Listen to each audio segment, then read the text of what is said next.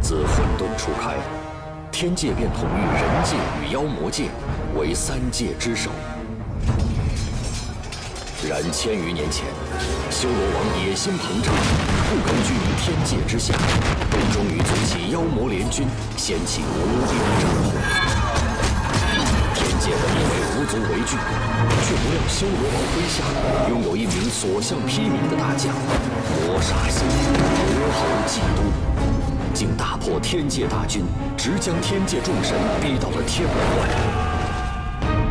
天地震惊，与百里帝军接连派出众多天将御敌，军败下阵，眼看天界告急，修罗就要颠覆三界。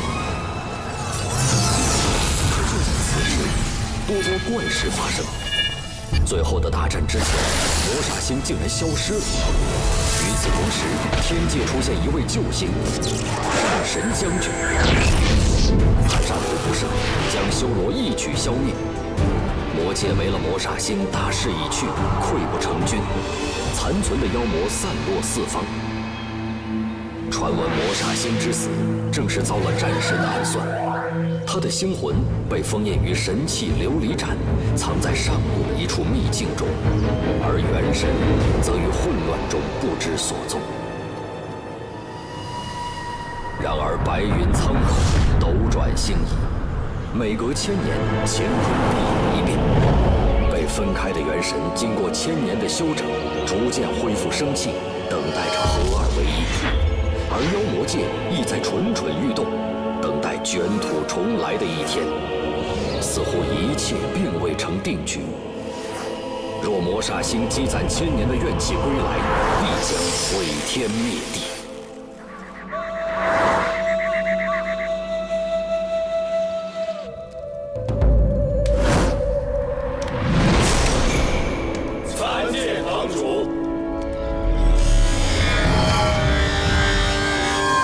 星宿长老，你说的就是这2颗星宿？启禀堂主，正是。自打魔煞星罗侯祭都死后，这天上忽然多了2颗遥远的星宿，名唤罗侯星和祭都星。原本1000年都远远地分隔在一南一北，毫无关联。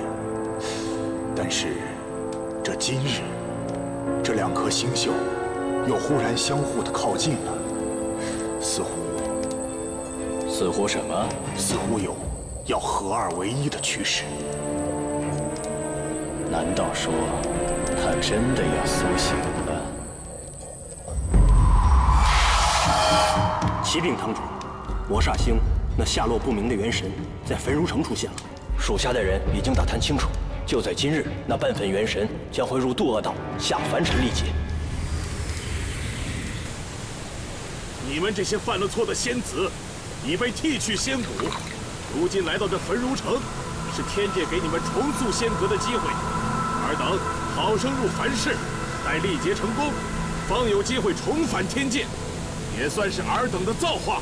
快，喝了这忘川水，莫耽误了时辰。我不喝，我不想离开天界。我是抽了个蟠桃，我不想跟有什么念念不忘？不过是无聊的一时。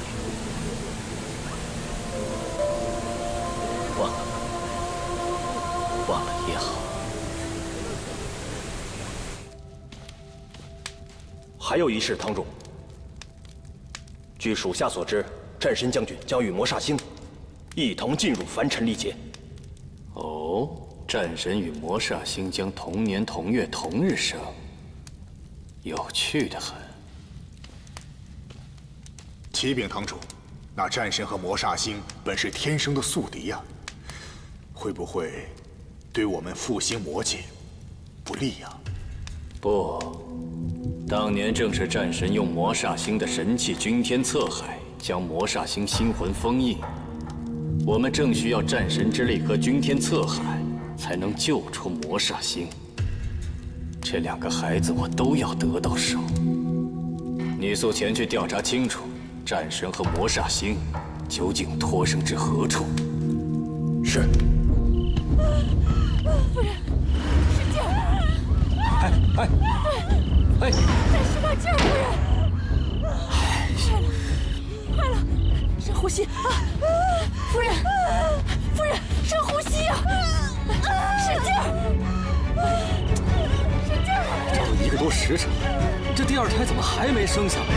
快，老夫人，再使把劲儿！该不会是难产吧？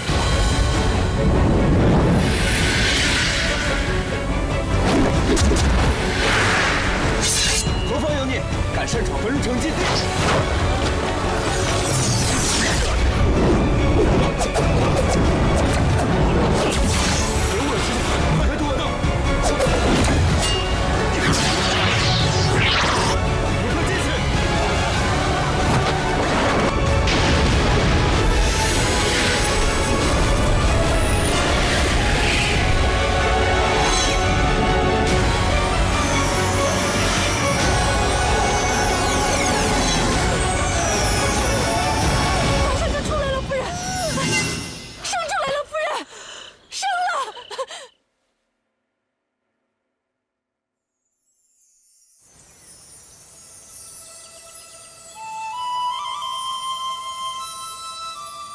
没人想到，掌门夫人怀胎10个月，最后生下来一个死胎。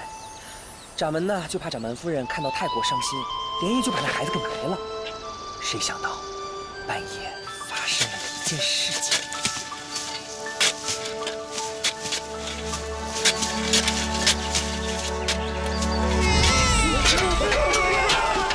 什么事儿？管家派人把2小姐的墓挖开一看。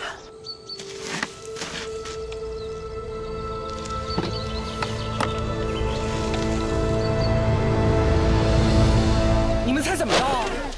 师兄！哎呀，那孩子啊又活了。咱们这个小师妹这口气啊，喘的实在是太大了。哎，你们啊都是别的师叔的弟子，你们可不知道，我们小师妹打小就6识残缺。师兄，啊，什么叫6识残缺啊？嗨，我跟你们说啊，眼识、耳识、鼻识、舌识，还有身识和意识都缺。说的好听点呢，就是没心没肺；说的难听点就是废物一个。可是小师妹如今已经16岁了，连少阳心法第1层法术都不曾学会。好，不信是吧？师兄今天带你们见识见识，走。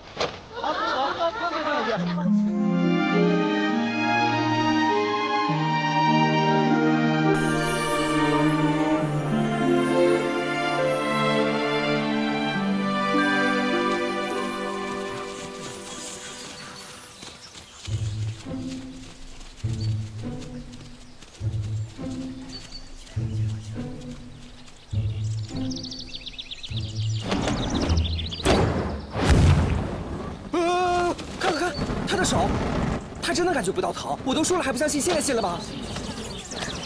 二师兄，这个是你的吗？哎，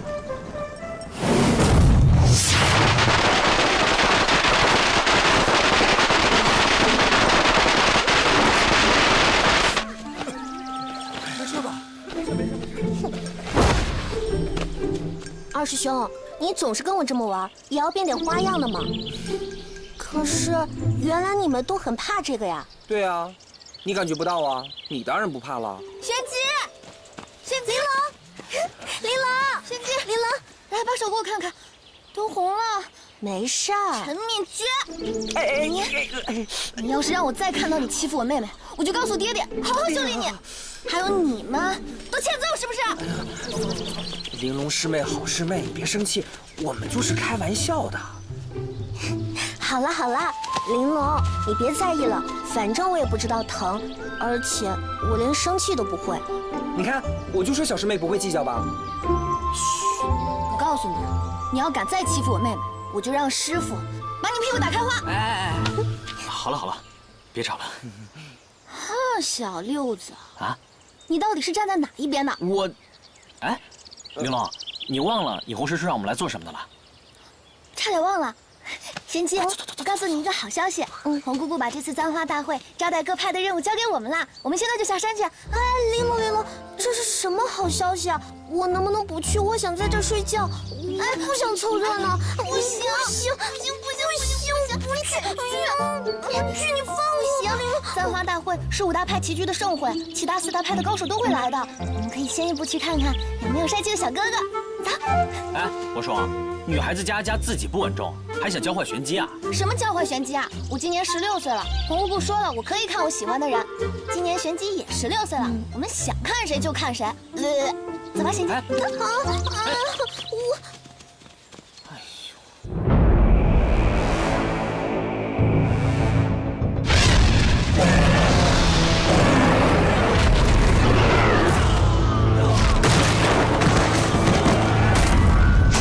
用这么厉害的狼妖来测试，是不是有点太冒险？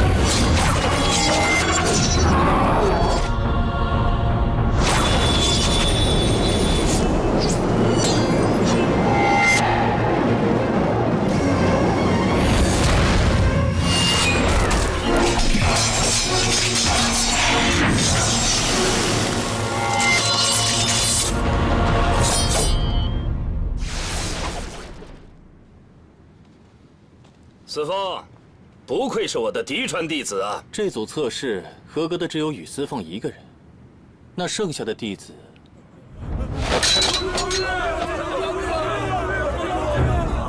李泽公从不养无能之辈。那就老规矩，废掉武功，赶出去吧。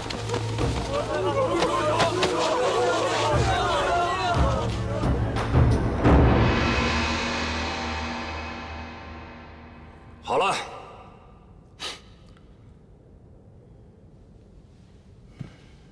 你们说司凤还小，做不得李泽公首徒，可他如此天资，舍他其谁啊？待司凤在邵阳的簪花大会夺魁而归时，我便将钦羽令授予他，让他开始接管李泽公大小事务。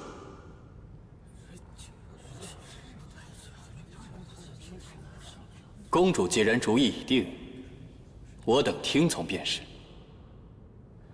过几天我们要去邵阳山参加簪花大会，不少年轻的弟子第一次离开离泽宫。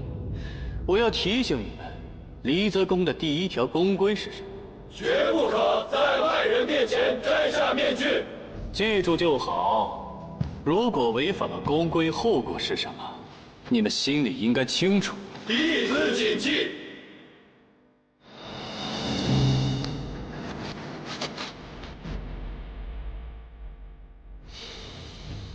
司凤，看我们谁先飞到邵阳。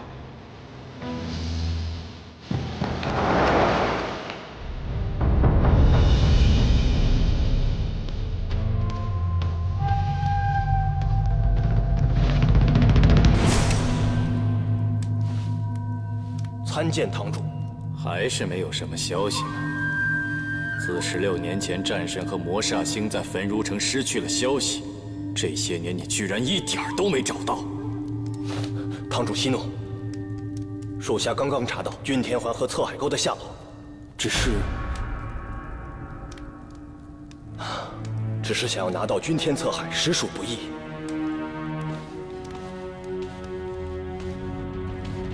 堂主，此事与无知棋有关。既然是在老朋友手中，那我是该会会他。属下也会竭力在5大修仙门派中潜入人手。4年一次的簪花比武大会将会在邵阳举行，若那2个孩子身在其中，必会神力异常，显露于人前，藏也藏不住。魔煞星和战神既在4月初4亥时入了渡恶道，便会在那时降生。记住，不要漏掉任何一个亥时出生的孩子。是。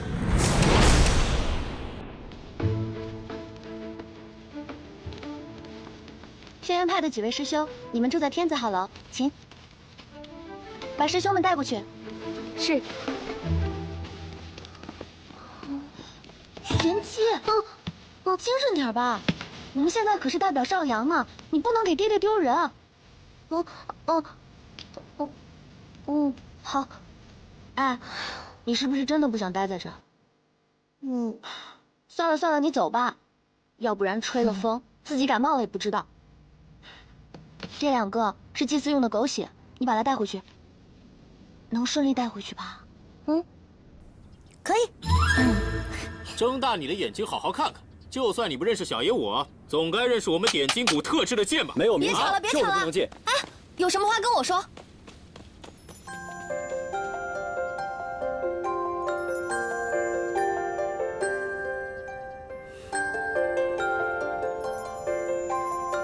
你谁啊？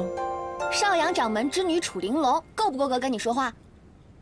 玲珑，这位点金谷的他没有名牌，非要进来。那就等点金谷的长老来确认一下你的身份再进去。下一位。那如果今天我非要进去呢？对不起，没有名牌就不能进我们邵阳。臭丫头，诚心跟我作对是不是？好，看着。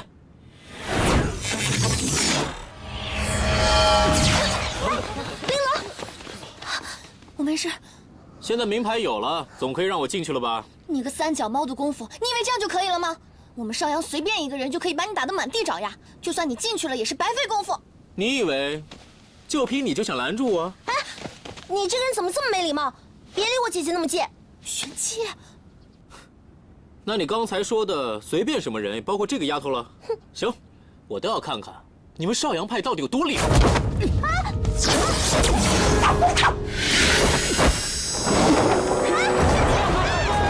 放开我妹妹玄机！放开我玄机！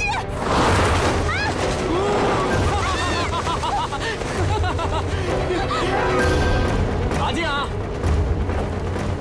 拔剑干什么呀？我又不想跟你打架。你再不拔剑，我就松手了。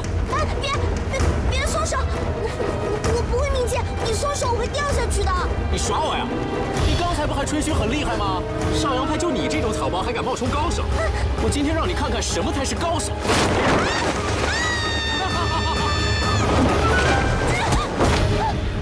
怕了吧？怕了你就哭啊，哭着说我是草包，我就放你下去。我生来就不会哭。你玩够了没？玩够就放我回去，我困了。好，还想跟我倔？我就让你玩玩更刺激的。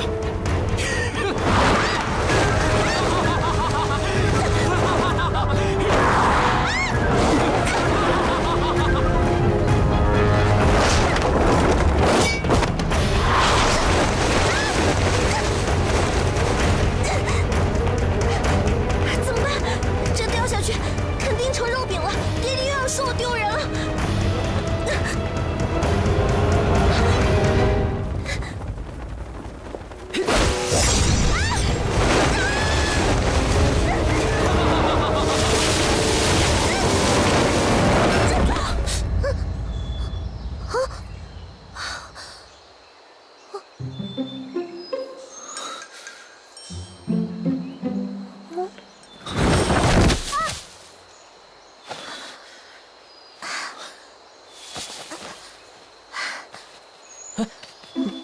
你这个女人，到底要干嘛呀？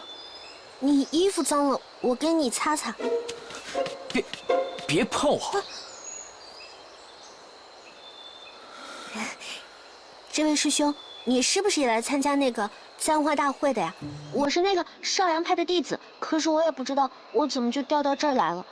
你能不能捎我一程，把我捎回去？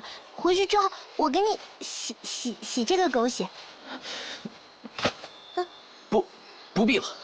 哎，你到底要干嘛呀？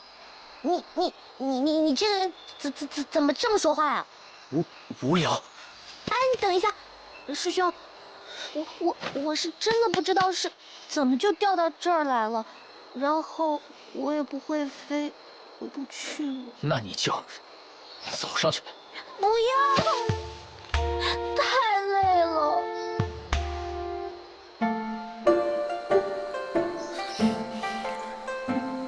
没见过你这样懒的修仙之人。你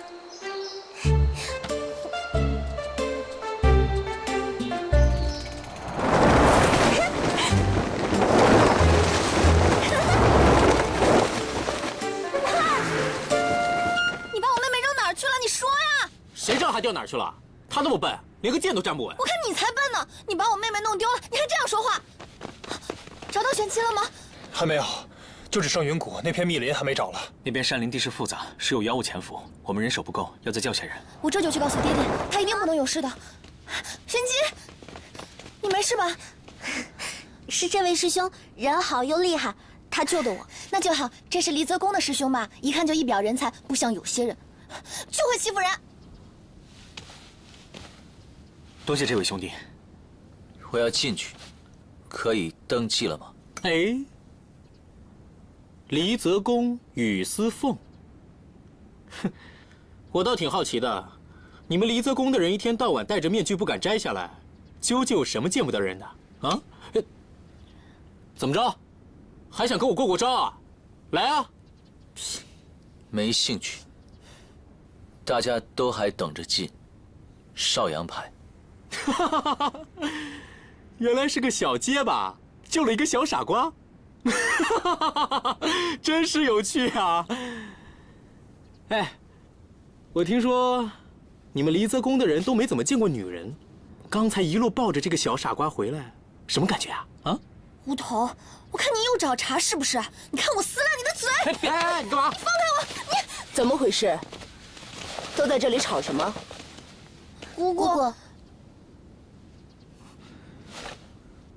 师傅。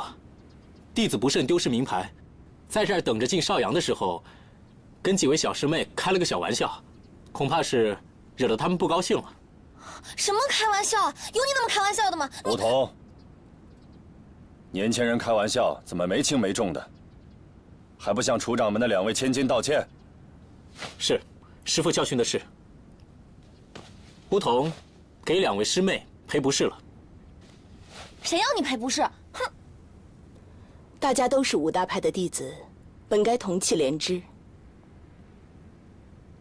往后还望彼此能够守望相助才好。楚长老，教训的极是，还不随我回去？是。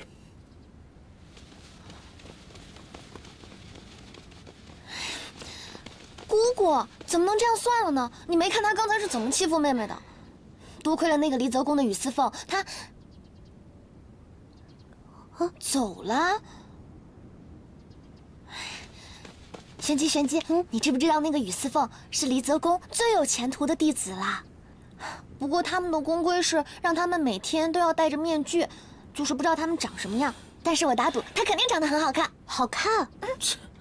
我敢打赌他肯定长得很丑，要不然干嘛整天戴个面具啊？我看你是嫉妒吧。哎，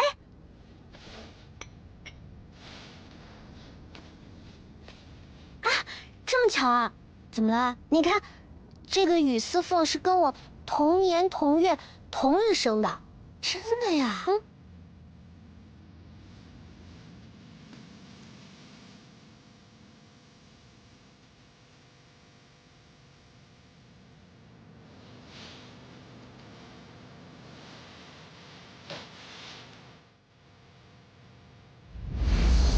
上去。不要，太累了。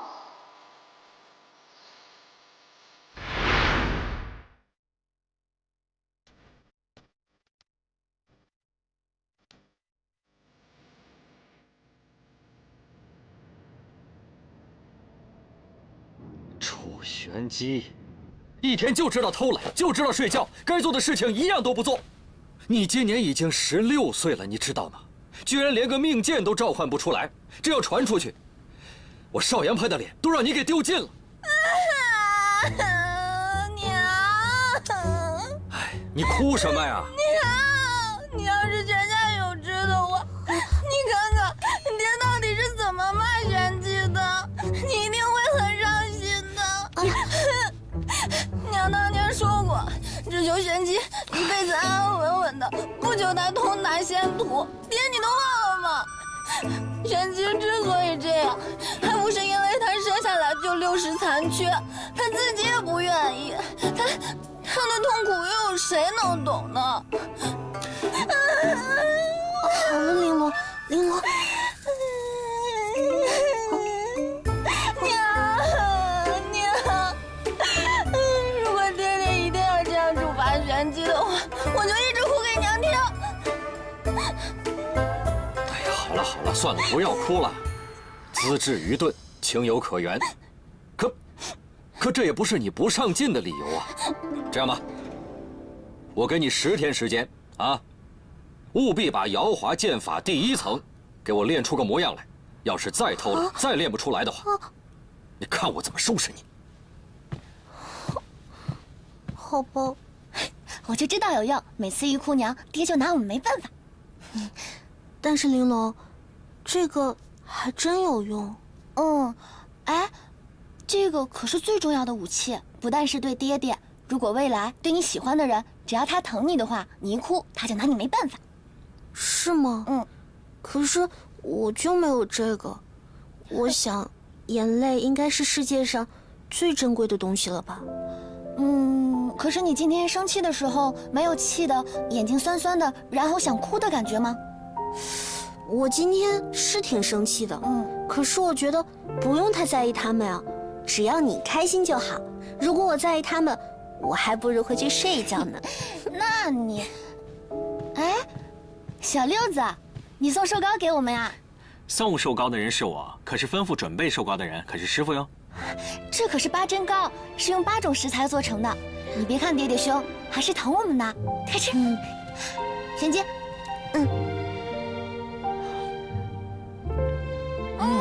真好吃啊！可惜啊，玄机，你尝不出味道。你别哪壶不开提哪壶行吗？我虽尝不出味道，没关系的，只要玲珑吃得开心，我就很开心。我们玄机可乖了，这样爹爹还不满意，真是的。哎呀，那今天也是那个小结巴的生日喽。司凤，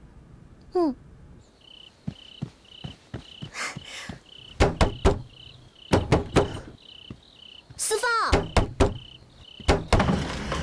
哎，司凤在吗？司凤，司凤，有人找你。司凤，你找我做什么？小结巴，你的名牌忘了拿了，我来还给你。你还有什么事？啊，对了，小结巴，我不是小结巴。那你为什么三个字往外蹦啊？不用你管。原来你还会2个字往外蹦啊！没事就走。是这样的，姑娘，因为司凤常年在离泽宫，刚来中原，中原话说的不是很利索，还望姑娘见谅。你们聊。哦，原来是这样啊！忘了自我介绍了，我叫楚玄机，谢谢你救了我，还把我送回了邵阳。你是我在邵阳以外认识的第1个好朋友。今天是你的生辰，也是我的生辰，所以我特意给你带了寿糕。我们是同一天生辰，玲珑说我们很有缘分哦。什么缘分？休要胡说！我们并不是朋友，我也从不吃寿糕。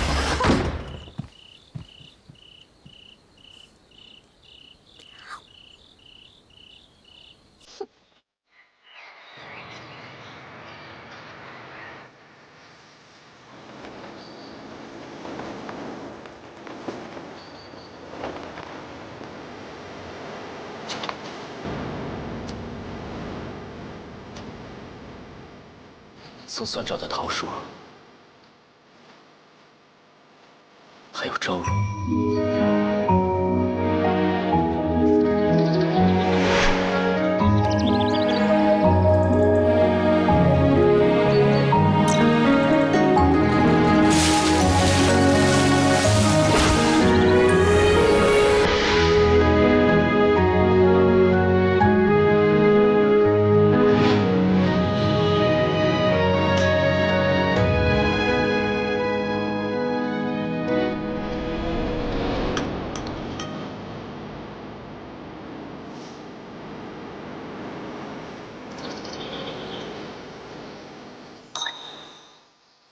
玄机呢？师傅让我一早教他摇法剑法呢，怎么不见他人啊？以他的个性，肯定躲在哪儿睡觉呢。哎，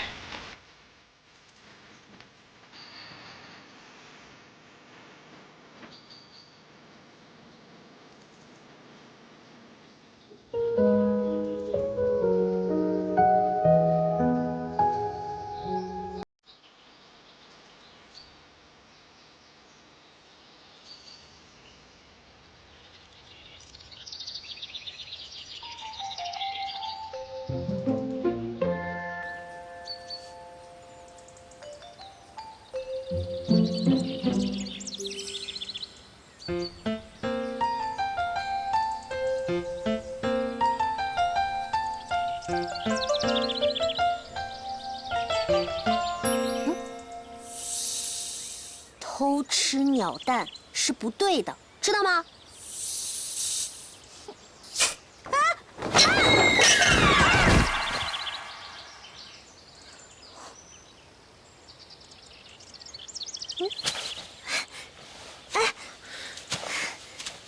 又是你，是你啊，小结巴。为什么总是你？呀，对不起啊，我不是故意把你的茶水打翻的。哎，那边有山泉，我去给你接一点吧。等我一下。不必。桃露、佛手、松石、味三清，每日一杯，助休息。不是桃露，不喝。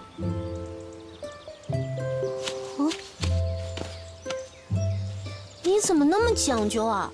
不就是茶水吗？有区别吗？没见过。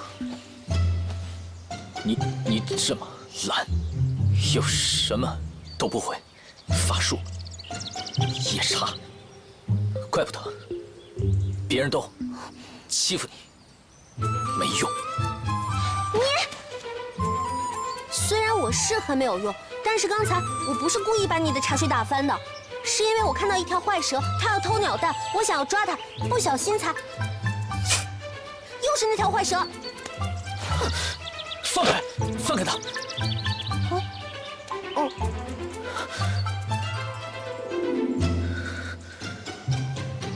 这是我的灵兽。啊！对不起啊，我不是故意要捏它的，它不会死了吧？告诉我，为什么要捏他？因为是他自己跑过来，我以为他一定会咬我。不要学，我说话。哦，那现在怎么办啊？要不我带回去给爹爹看一眼，说不定他还能救活呢。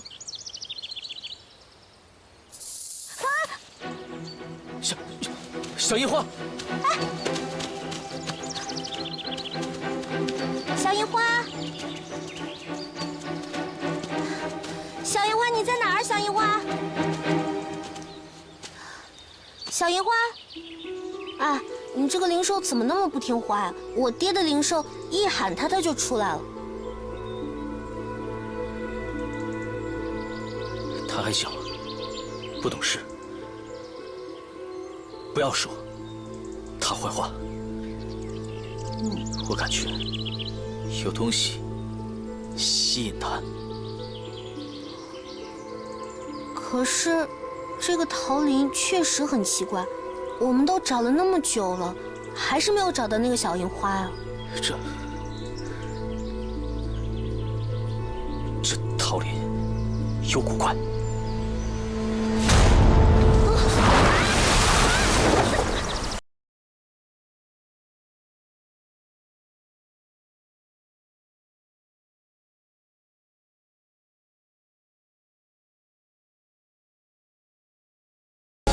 你很热吗？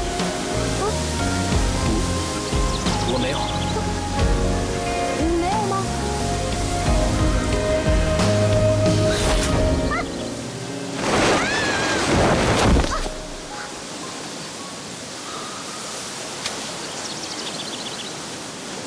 小结巴，你跟我一样大，你怎么知道的那么多呀？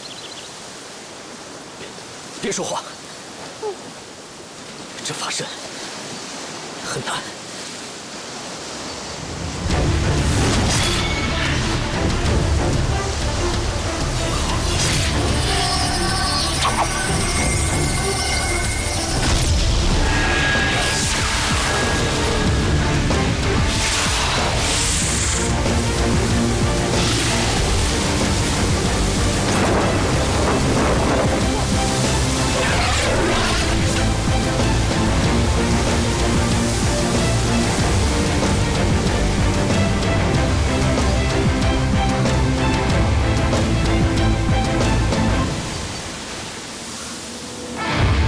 我们怎么到湖面这儿来了？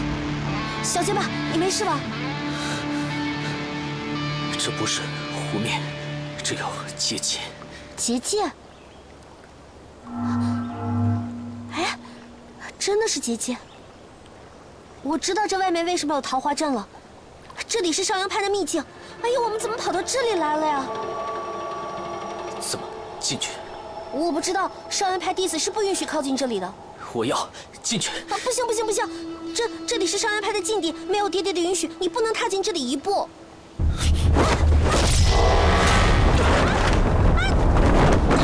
小鸡巴，你没事吧？怎么？打开！我不知道，这里不是我们该来的地方，赶紧走！来不及了，我和灵手是有感应的。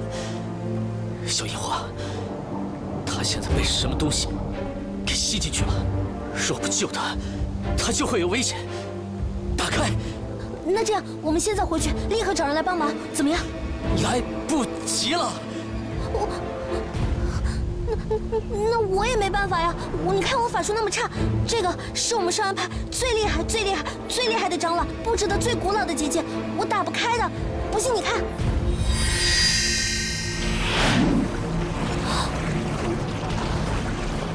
打开了。怎么打开的？打开它！不行，这要被我爹爹知道了，非扒了我的皮不可。出玄心，小樱花要死了！救了小樱花就出来，你爹爹是不会知道的。不会吗？那我行吧，你帮过我一次，我也帮你一次。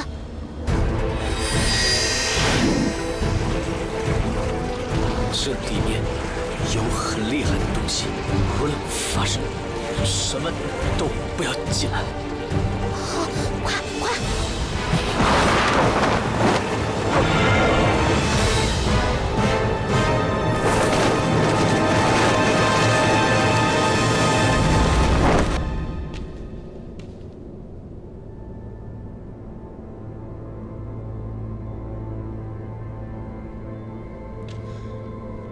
小樱花，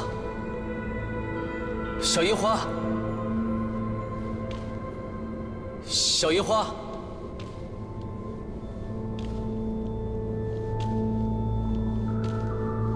小樱花，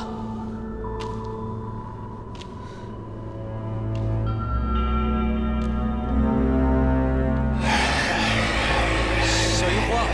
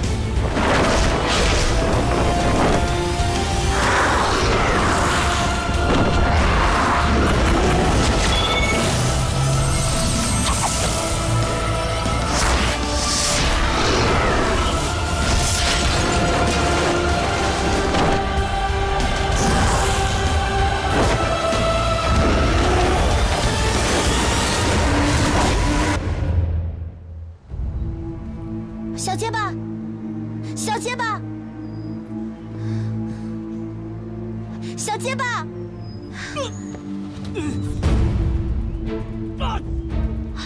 小结巴，小结巴。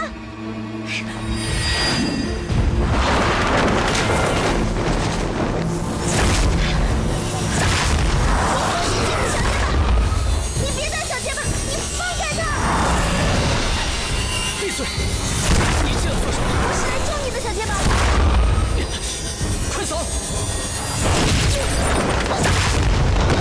小结巴，你怎么样了？这是猪龙，很厉害，你救不了我。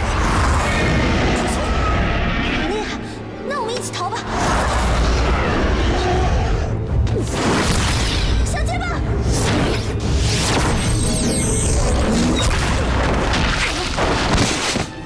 小结巴，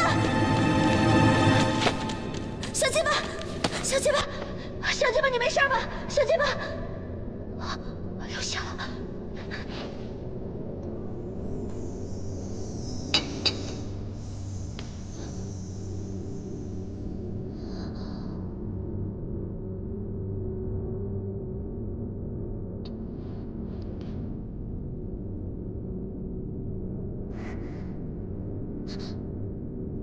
小结巴，你没事？小结巴，没事就好。小结巴，醒了就好。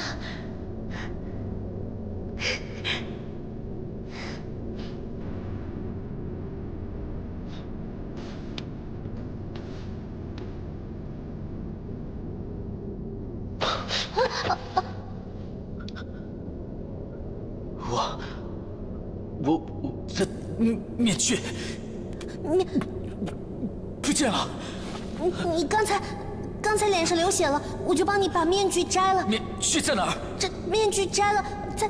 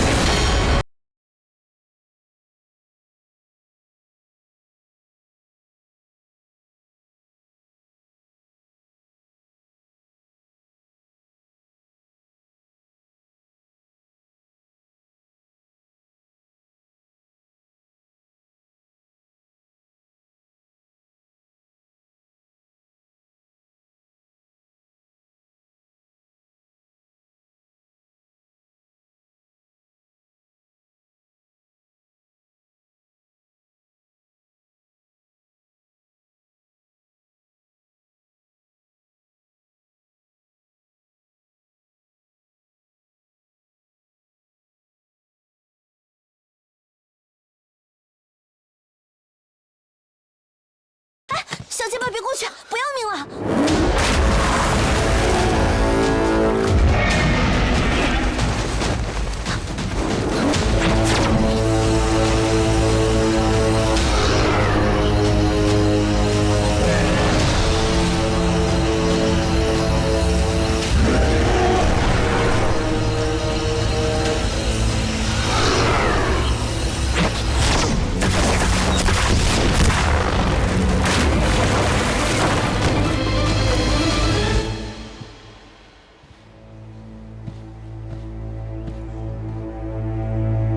师傅，结界已封。衡阳师兄，啊，你回来了。掌门师弟，刚刚回来的时候，刚好看见结界在波动，我已经让浩辰暂时封住了结界，眼下不便多说。我二人要尽快回到旭阳峰，齐镇稳固住结界。跟我走。是。玄机，你真是胆大妄为！若不是你衡阳师伯还有浩辰师兄及时赶到，你还有命在吗？说，你到底是怎么进去的？爹。爹什么爹？我现在是以少阳掌门的身份在问你。回掌门的话，我真的不知道，可能就是那个臭结界比较薄弱，所以我们就不小心进去了。真这么巧？我没有撒谎，我做错了事我会承担的。你们要打我要罚我都可以，但是别怪小结巴了。打你？打你管用吗？啊？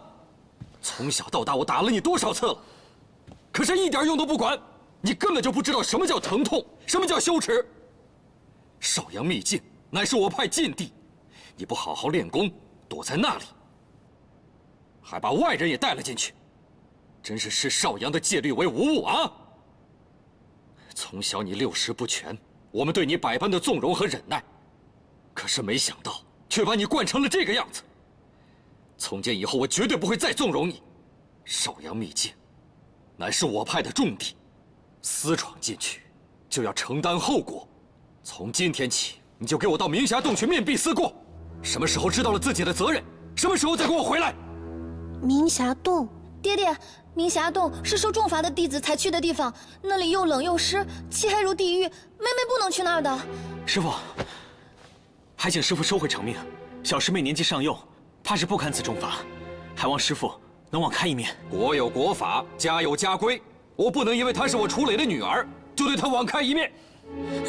爹，给我住口！楚掌门，于少，此事，你私闯我少阳秘境之事，我会禀报贵派的长辈去处理。我现在正在处理少阳的家事，请外人不要多嘴。映红姑姑，玲珑，按照少阳派的规矩，擅闯禁地之人是要罚禁足明霞洞，不可例外的。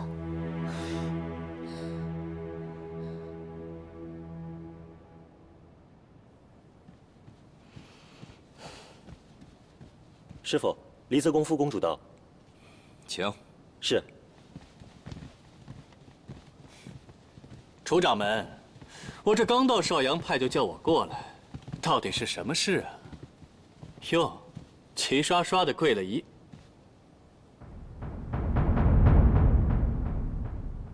你面具呢？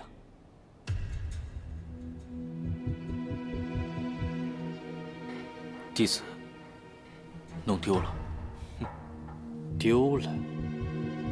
你好大的胆子说丢了！副公主，这簪花大会是在我少阳举行，但我少阳也不是所有的地方都会对外开放，请约束好你的门下弟子，除了守阳峰，其他的地方不可以随便出入。楚掌门，是我离泽公管教不严。于思凤，楚掌门，晚辈误入秘境，实为不该。但晚辈面具遗落在秘境里面，还请掌门让晚辈再进去。绝无可能！这逆徒原来是误入了少阳派的秘境，真是不知天高地厚。不知道楚掌门，这少阳秘境中到底有些什么，让我派弟子受伤？也不惜楚掌门惩罚二位小姐，大动其怒。离泽宫也有离泽宫的禁地。副公主，我楚某人可从来不会打听你离泽宫的禁地里面藏了什么东西。自然是，各派都有各派的秘密，不可说，绝对不可说。那我就把这逆徒带回去，我定要罚他。掌门，自少阳派立派以来，我们清阳峰就以卜算和检测异象来辅助旭阳峰守护秘境。眼下，衡阳师兄已在旭阳峰起阵，稳固秘境结界。可我心中还有一件关乎秘境的事，不得不说。秘境之事，乃是我少阳派的首要任务。有话你但说无妨。我心中还是放不下旋即闯入秘境之事。16年前，神官下界加封秘境之时，曾言道，未来25年，这秘境会越来越弱。或许，是玄机无意间撞到了结界的破绽，才侥幸闯入。除此之外，我想不到其他的任何缘由。如果是这样，自然是最好。师兄可否记得，祖师预言，无情无心之人会开启琉璃盏。这16年来，玄机未曾流过泪，未曾对任何事动过情，而且他能够顺利地进入秘境，这开启琉璃盏之人，会不会是他？不，这不可能。我也希望是我猜错了，但秘境之事由不得半点马虎。若玄机真是那无心之人，于少阳实在是危险呐。那你的意思是，在没有查明真相之前，我看不如将他一直关在明霞洞吧。不可！明霞洞。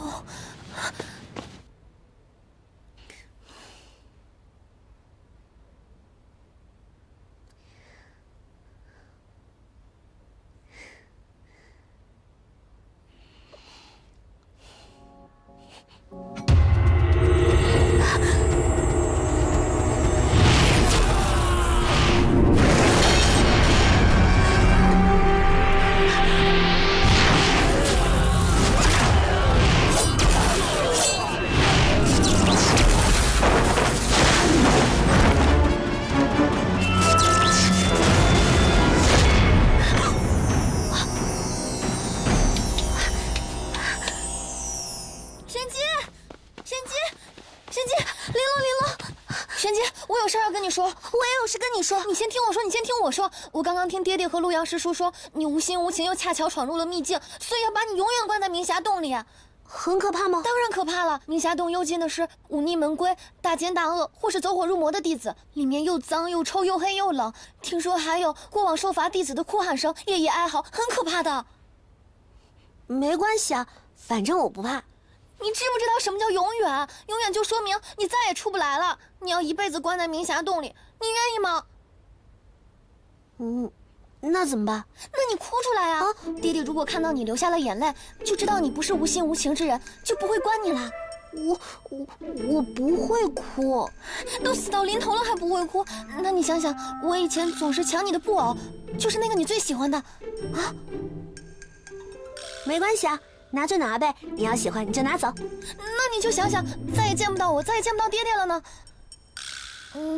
那要不然你就想想娘，想想娘以前抱着我们喂我们吃枣糕的情景，我每次想起来都心口胀胀的，眼睛酸酸的。你有没有这种感觉啊？啊？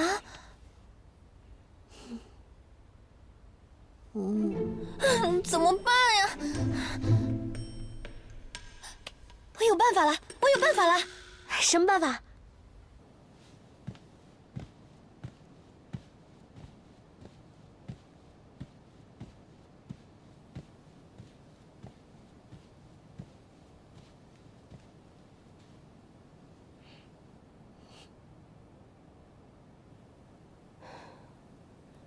走吧。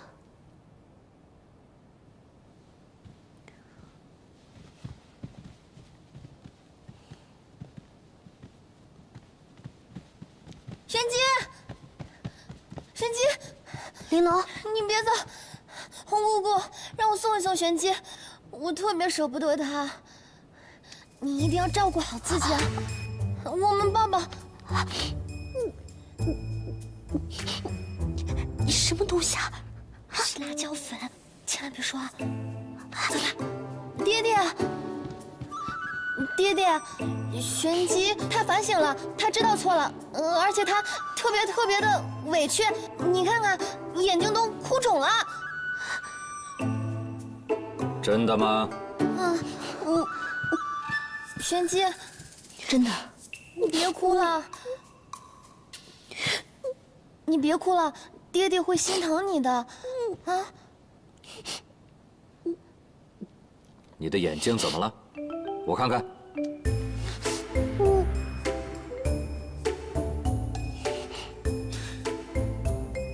胡闹！带走。别啊！玄机，玲珑，爹！哼！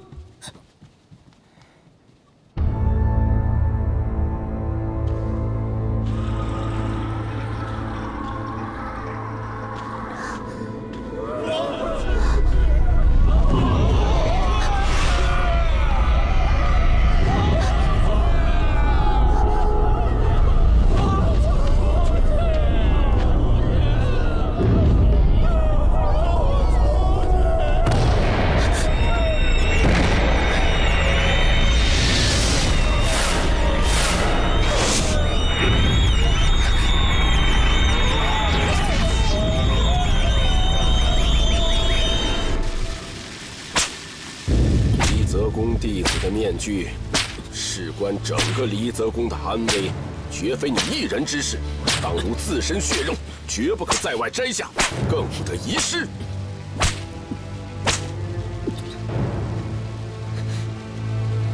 若玉，难不成你对犯了戒规的弟子心存恻隐之心？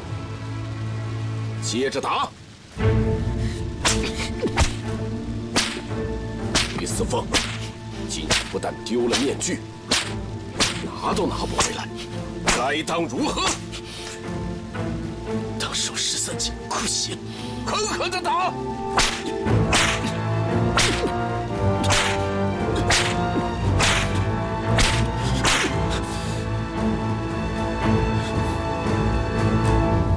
怎么说啊，于四凤？弟子绝不敢违背宫规戒律。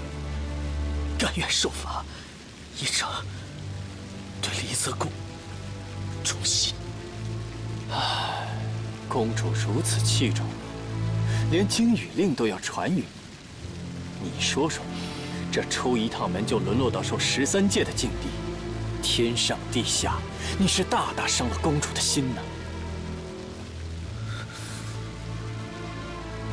都干嘛呢？带回离泽宫受罚。 副公主，于四凤已经报名参加了簪花大会，她的名牌也早已递上，而且已经被选中了摘花任务了。如果此时遣她回离泽宫，那簪花大会一事，这茬儿我倒是给忘了。簪花大会是武派的盛事，他报名又缺席，我离泽宫岂不是失礼于其他4派？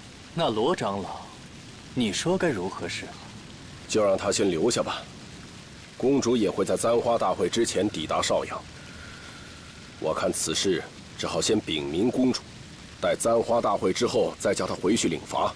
反正该她受的，她也逃不掉。你倒是缓了刑期了。我要是你，倒不如看看公主来邵阳前能否找回自己的面具，到时候也有点回旋的余地。